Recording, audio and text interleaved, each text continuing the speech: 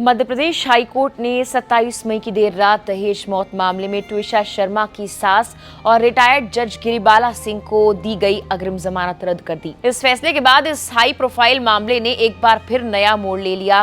Court ने कहा कि मामले में सिर्फ पति ही नहीं बल्कि सास के खिलाफ भी गंभीर आरोप और सबूत सामने आए हैं। ऐसे में अब सवाल ये उठ रहा है कि आखिर शादी के सिर्फ 5 महीने बाद ट्विशा शर्मा के साथ ऐसा क्या हुआ जिसने इस पूरे मामले को देश भर में चर्चा का विषय बना दिया, और क्या अब गिरिबाला सिंह की गिरफ्तारी होगी? दरअसल नोएडा की रहने वाली ट्विशा शर्मा ने करीब 5 महीने पहले भोपाल के वकील समर्थ सिंह से शादी की थी।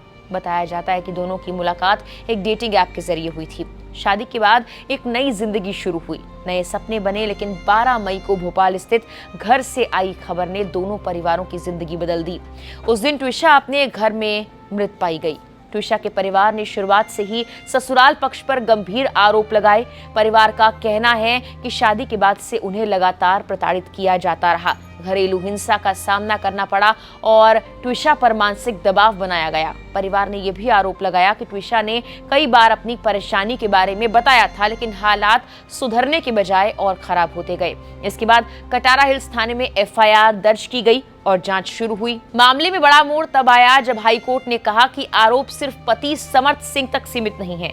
कोर्ट के मुताबिक ट्विशा के परिवार के बयानों में सास गिरिबाला सिंह के खिलाफ भी आरोप लगाए गए हैं। कोर्ट ने यह भी कहा कि मौत से पहले ट्विशा ने अपने परिवार को भेजे कुछ व्हाट्सएप मैसेजेस में भी सास के खिलाफ बातें लिखी थी, जिन्हें जांच के दौरान नजरअंदाज नहीं किया जा सकता है। जस्टिस देवनारायण मिश्रा ने 15 मई को भोपाल के सेशंस कोर्ट द्वारा दी गई अग्रिम जमानत रद्द करते हुए कहा कि ट्रायल कोर्ट ने केस डायरी, गवाहों के बयान और सबूतों का पर्याप्त मूल्यांकन नहीं किया। हाईकोर्ट ने माना कि इस मामले में कई ऐसे तथ्य हैं जिनकी गहराई से जांच जरूरी है। कोर्ट ने अपने आदेश में यह भी कहा कि 13 मई से रिकॉर्ड किए परिवार के बयानों में आरोप लगाए गए हैं कि ट्विशा को कथित तौर पर परेशान किया गया और उन पर गर्भपात कराने का दबाव भी बनाया गया। हालांकि इन आरोपों की जांच अभी चल रही है। इस केस का सबसे गंभीर पहलू पोस्टमार्टम रिपोर्ट को माना जा रहा है। कोर्ट के मुताबिक पोस्टमार्टम रिपोर्ट में मौत का कारण फांसी लगना बताया गया, लेकिन शरीर पर 6 और चोटों के निशान हैं।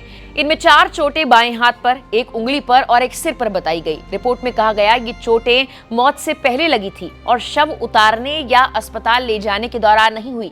इस वजह से कोर्ट ने कहा कि मामले की और गहराई से जांच जरूरी है।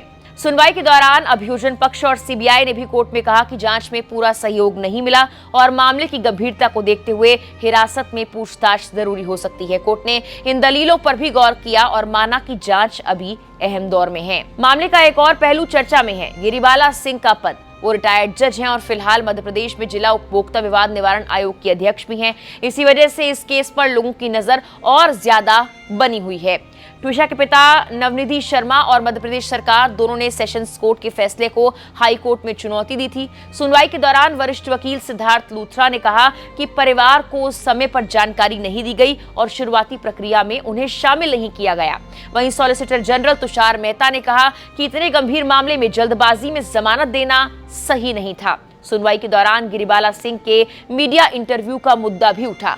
याचिकाकर्ताओं की ओर से कहा गया कि मीडिया में दिए गए कुछ बयान जांच और गवाहों को प्रभावित कर सकते हैं। कोर्ट में यह भी कहा गया कि मृत व्यक्ति के चरित्र पर सार्वजनिक टिप्पणी करना मामले को प्रभावित कर सकता है। अब हाईकोर्ट ने अग्रिम जमानत रद्द कर दी है और माना जा रहा है कि आगे की जांच में सीबीआई गिरिबाला सिंह से हिरासत में पूछताछ कर सकती है। फिलहाल इस मामले में कई सवाल अभी बाकी हैं कि जांच से सभी जवाब सामने आएंगे। क्या परिवार को न्याय मिलेगा और आखिर शादी के सिर्फ 5 महीने बाद हालात इतने खराब कैसे हो गए?